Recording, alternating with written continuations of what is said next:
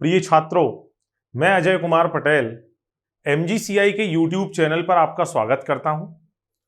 आज मैं आपके सामने नीट UG 2023 MP स्टेट की काउंसलिंग से जुड़ी हुई इंफॉर्मेशन का एक वीडियो लेकर उपस्थित हूं। आज के वीडियो में हम ये जानेंगे कि नीट UG की काउंसलिंग करवाते समय हमें किन सावधानियों का ध्यान रखना है, क्या प्रिकॉशंस हम रखें। साथ ही हम ये भी जानेंगे कि चॉइस फिलिंग जो हमें करनी है, जिन कॉलेजेस का नाम हमें भरना है, उन कॉलेजेस का नाम किस ऑर्डर में रहना चाहिए। सबसे पहले DME means directorate of medical education ने हमें जो काउंसलिंग का शेड्यूल जारी किया है उसको समझ लेते हैं। काउंसलिंग के शेड्यूल में जैसे आज 31 जुलाई है, आज मिडनाइट तक आप लोग रजिस्ट्रेशन करवा सकते हैं।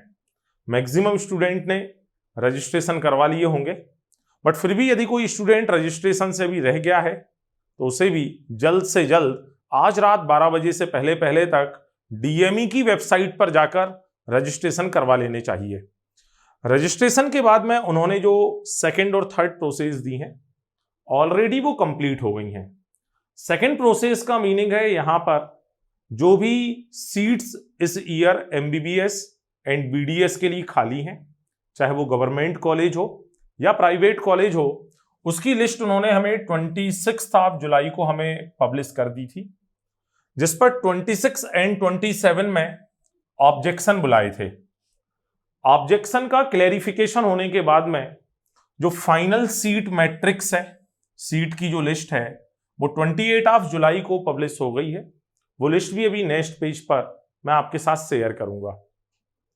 इसके बाद में 1 अगस्त को स्टेट मेरिट, जो स्टेट में कैंडिडेट हैं उन कैंडिडेट की जो मेरिट है वो DME की वेबसाइट पर पब्लिश होगी। बेटा यहां स्टेट मेरिट का मीनिंग है जिन भी कैंडिडेट ने रजिस्ट्रेशन करवाया है उन रजिस्टर्ड कैंडिडेट के मार्क्स जिस ऑर्डर में है, मींस टॉप टू बॉटम, वो लिस्ट जारी की जाएगी। मान लो एक कोई स्टूडेंट है जो 650 पर है, बट उसने स्टेट मेरिट में अपना रजिस्ट्रेशन नहीं करवाया, तब इस स्टेट मेरिट में उसका नाम भी आने वाला नहीं है। तो स्टेट मेरिट जो 1 अगस्त को आएगी उसमें ओनली रजिस्टर्ड कैंडिडेट के ही नाम होंगे। 2 अगस्त टू 4 अगस्त, 2 अगस्त से लेके 4 अगस्त के बीच में सारे कैंडिडेट्स को चॉइस फिलिंग करनी है। मींस वो कौन सा कॉलेज लेना चाहते हैं उस कॉलेज की एक प्रॉपर लिस्ट बनाकर उन्हें DME की साइट पर अपलोड करनी है। 7 अगस्त को फर्स्ट राउंड की जो काउंसलिंग है उसका रिजल्ट आ जाएगा। मींस जिस बच्चे को जो भी कॉलेज मिला होगा उसके नेम के सामने उस कॉलेज का नेम भी हमें मिल जाएगा। और उसके बाद में 8 अगस्त से लेकर 14 अगस्त 14 अगस्त तक हमें अलॉटेड कॉलेज में फिजिकली प्रेजेंट होकर अपने डॉक्यूमेंट का वेरिफिकेशन करना होगा। साथ ही साथ जो भी एडमिशन की प्रोसेस है, फीस को डिपॉजिट करना, या जो हमें गैप सर्टिफिकेट या 2-3 तरह के बॉन्ड लगते हैं, उसकी जानकारी भी मैं अभी आपको आगे देने वाला हूं। 8 अगस्त से लेके 14 अगस्त के बीच में ही जो हमने एडमिशन लिया था, यदि हम उस एडमिशन को कैंसिल करवाना चाहते हैं तो भी फर्स्ट राउंड के एडमिशन कैंसिलेशन का टाइम भी, उसकी डेट्स भी वही सेम है जिनमें हमने एडमिशन लिया था। 8 से 14 में ही एडमिशन लिया है। 8 से 14 के बीच में ही यदि हम किसी रीजन से या ऑल इंडिया कोटा से हमें कोई दूसरा कॉलेज अलॉट हो जाता है, तब उस समय हम यहां पर अपने एडमिशन को क्लोज कर सकते हैं। और जब हम एडमिशन क्लोज करेंगे तो इसमें जो सीट लीविंग बॉन्ड है वो एप्लीकेबल नहीं होगा। बोले सर ये क्या है, आपने एक बहुत कठिन सी टर्म यहां बोल दी है, सीट लीविंग बॉन्ड। जब हम कॉलेज में एडमिशन लेते हैं तो एक हमें देना होता है gap certificate. Gap certificate only उन स्टूडेंट्स को देना है जिनका सिलेक्शन 12th के बाद 1 या मोर देन 1 ड्रॉप लेने पर हुआ है। मींस 12th होने के बाद उनने 1 या 2 सालों का ड्रॉप लिया है, उसके बाद यदि उनका सिलेक्शन हुआ है देन उन्हें गैप ईयर का सर्टिफिकेट बनवाना होगा। बट वो सर्टिफिकेट अपने को तभी बनवाना है जब कॉलेज अलॉट हो जाए, क्योंकि उस सर्टिफिकेट में आपके नाम के साथ में अलॉटेड कॉलेज का नाम भी आने वाला है। मींस वो आप अभी से बनवा कर ना रखें। वो आप कब बनवाएं बेटा? जब हमारा फर्स्ट राउंड का रिजल्ट आ जाएगा 7 अगस्त को, तो ये रिजल्ट कहीं ना कहीं शाम के समय आ जाएगा। आप उसी दिन या नेक्स्ट डे पर अपना गैप सर्टिफिकेट बनवा लें। एक होता है seat leaving bond. Seat leaving bond एक 10 to 20 लाख रुपीस का डिफरेंट कैटेगरीज के द्वारा भरा जाने वाला बॉन्ड है।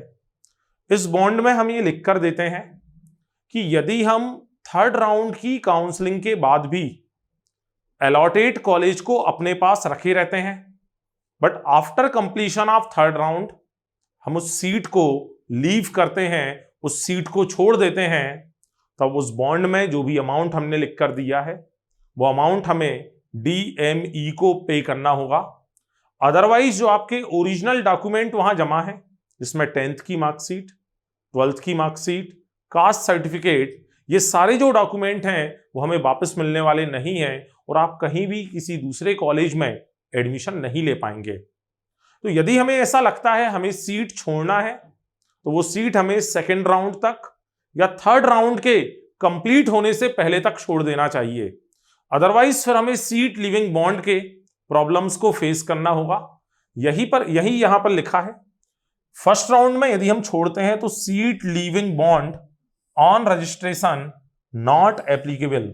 मतलब जो हमने सीट लीविंग बॉन्ड एडमिशन के समय जमा किया था, वो एडमिशन क्लोज यदि हम करें 8 से लेके 14 अगस्त के बीच में, तब वो बॉन्ड एप्लीकेबल नहीं होगा।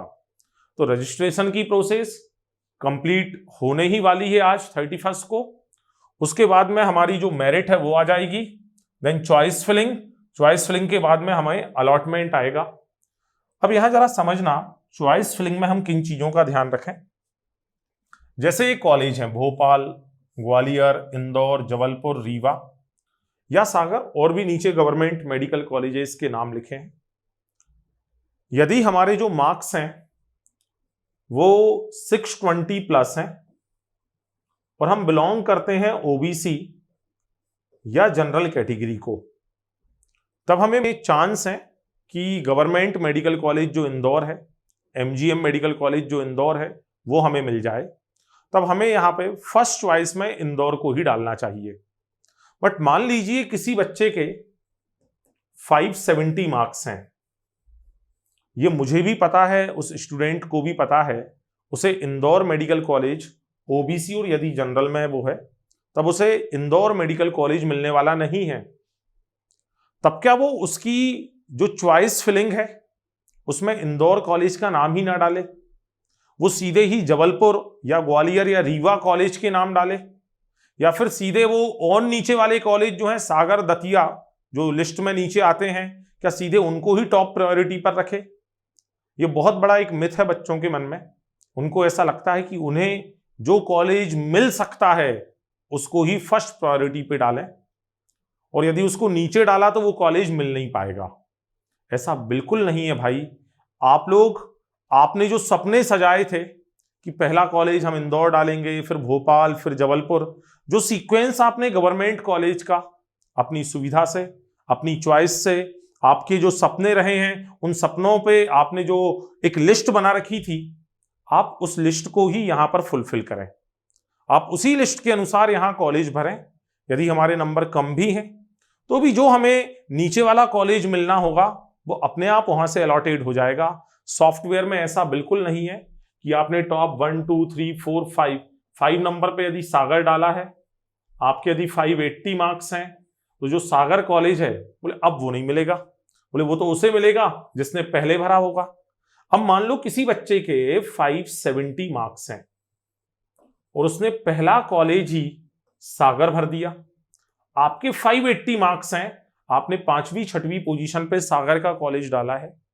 ऐसा बिल्कुल नहीं होगा कि पहले 570 वाला जिसने फर्स्ट पोजीशन पे सागर रखा है उसको सागर मिल जाए और आपको मना कर दिया जाए कि अब आपको कॉलेज मिलने वाला नहीं है। हमेशा ये मार्क्स के ऑर्डर में काउंसलिंग होती है, ना कि चॉइस फिलिंग के ऑर्डर में। चॉइस फिलिंग जो आपकी मर्जी है वो आप कर सकते हैं। मान लीजिए किसी के नंबर और कम है, 450 मार्क्स हैं ओबीसी जनरल से, उसे पता है कि गवर्नमेंट कॉलेज नहीं मिलना, फिर भी उसे पहले सारे के सारे जो गवर्नमेंट कॉलेज हैं वो फिल करने चाहिए। और फिर वो जिस एरिया का है, मान लो वो इंदौर रीजन से है, इंदौर आसपास का है, तब उसे Aurobindo medical college, index medical college जो हमारे इंदौर में है, या फिर उज्जैन में यदि हम देखें तो आईडी गार्डी मेडिकल कॉलेज, इन कॉलेजेस को भरना चाहिए। यदि वो भोपाल रीजन को बिलोंग करता है तब उसको pupils medical college, Chirayu medical college, Allen city medical college, इन कॉलेजेस को प्राइवेट में उसे ऊपर की प्रायोरिटी देनी चाहिए। मींस पहले गवर्नमेंट भर दो, आपकी जो चॉइस है उस ऑर्डर में। बट जब आप प्राइवेट भरें तो प्राइवेट फिर आप अपनी सिर्फ चॉइस ना देखें, प्राइवेट में ये भी देखें आपको कौन सा कॉलेज अपने नेटिव प्लेस से पास पड़ने वाला है। आप इंदौर रीजन के हैं देन इंदौर के कॉलेज भरें, भोपाल रीजन के हैं तो फिर आप भोपाल के कॉलेज वहां पर फिलअप करें, है ना। यदि यहां हम सीट की बात करें तो जो टोटल सीट नीट यूजी 2023 के लिए डीएमई ने अनाउंस की हैं वो टोटल सीट है 2338 सीटें, 2338 सीट्स हैं। ये गवर्नमेंट मेडिकल कॉलेज में है और इसमें हमने गवर्नमेंट डेंटल कॉलेज की सीट्स को भी जोड़ा है। बट हम सभी जानते हैं एक all India quota, government of India के कोटा, ये दो कोटा के बाद में जो सीट्स बचती हैं वो है 1961 सीटें, ठीक है ना। इन सीट्स के बाद में भी जो पीडब्ल्यूडी, सैनिक कोटा, फ्रीडम फाइटर और ये जीएस है गवर्नमेंट स्कूल कोटा, जिन बच्चों ने 6वीं से 12वीं 6 to 12 गवर्नमेंट स्कूल से पढ़ाई की है, उनको ये जो गवर्नमेंट स्कूल वाली जो सीट्स हैं उनमें प्रायोरिटी मिलेगी। इन सारी सीट्स के बाद हमारे पास में बचती हैं 1647 सीटें। ये इस साल एमपी स्टेट की काउंसलिंग के लिए अवेलेबल हैं। All category means general, OBC, SC और एसटी के लिए। सेम बिल्कुल ऐसा ही ये सारे प्राइवेट कॉलेज हमारे सामने हैं और ये जो सारे कॉलेज हैं प्राइवेट के ये एमबीबीएस के लिए हैं। इन एमबीबीएस के कॉलेजों में 1755 सीटें हैं, भाई टोटल 2300 सीटें थी, but all India quota 15% NRI seats, इनको निकाल के जो 1755 सीट बचती हैं वो फर्स्ट राउंड ऑफ स्टेट के लिए यहां पर अवेलेबल है बेटा। तो टोटल जो सीट्स हमारी हैं 2300 सीटें जो हमने गवर्नमेंट में देखी, जिनमें से 1647 फर्स्ट राउंड के लिए, यहां पर जो 2300 हैं उनमें से 1755 सीटें प्राइवेट में हैं। ये सीटें गवर्नमेंट प्लस प्राइवेट में मिलकर हम सभी स्टूडेंट्स के लिए अवेलेबल हैं।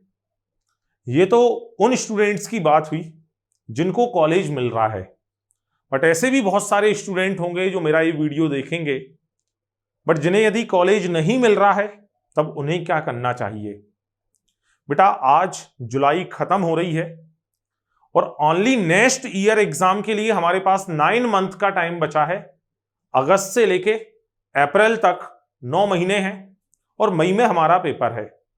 तो बहुत सारे बच्चे जिनके यदि मार्क्स कम आ रहे हैं और वो अभी भी ये सोच रहे हैं कि शायद कोई मिरेकल हो जाए, कोई चमत्कार हो जाए और फर्स्ट राउंड की काउंसलिंग में हमें कॉलेज मिल जाए। जनरल ओबीसी के वे बच्चे जिनके नंबर 400, 450 आ रहे हैं और वो सोच रहे हैं कोई चमत्कार होगा, हमें कॉलेज मिलेगा, या कैटेगरी के बच्चे जिनके नंबर बहुत कम आ रहे हैं, बेटा आपको कॉलेज मिलने वाला नहीं है, ठीक है ना। आप लोग एक काम करें, जो अभी हम लोगों ने बैचेज स्टार्ट किए हैं, जस्ट अभी लास्ट 5 डेज में ही नए बैच स्टार्ट हुए हैं, आप उनमें आकर एडमिशन ले लें, अपनी नेक्स्ट ईयर की प्रिपरेशन करना स्टार्ट करें। और सच में यदि कोई मिरेकल हो जाता है, ठीक है, कि आपको कॉलेज मिल गया, वैसे ऐसा होने वाला नहीं है। आप जब मेरे पास आएंगे आपकी मार्कशीट बताएंगे, डे 1 पे ही बता दूंगा कौन सा कॉलेज मिलेगा या नहीं मिलेगा, और मिलेगा तो कौन सा कॉलेज होगा, गवर्नमेंट या प्राइवेट, कौन सा कॉलेज हमें मिलने वाला है, ये चीजें हम डिस्कस कर लेंगे। बट यदि हमारे मन में 1% भी अभी भी बचा है गवर्नमेंट कॉलेज से ही एमबीबीएस करना है, तब हमें एक चांस और अपने आप को देना चाहिए। और वो चांस हमें किसी दूसरी जगह से नहीं देना है, वो चांस हमें केवल और केवल देना है MGCI से, MG कोचिंग इंस्टीट्यूट से ही देना है। इसके अलावा हमें कहीं और भटकने की जरूरत नहीं है। बोले सर आप ऐसा क्यों कह रहे हो, हम किसी दूसरी जगह ना जाएं।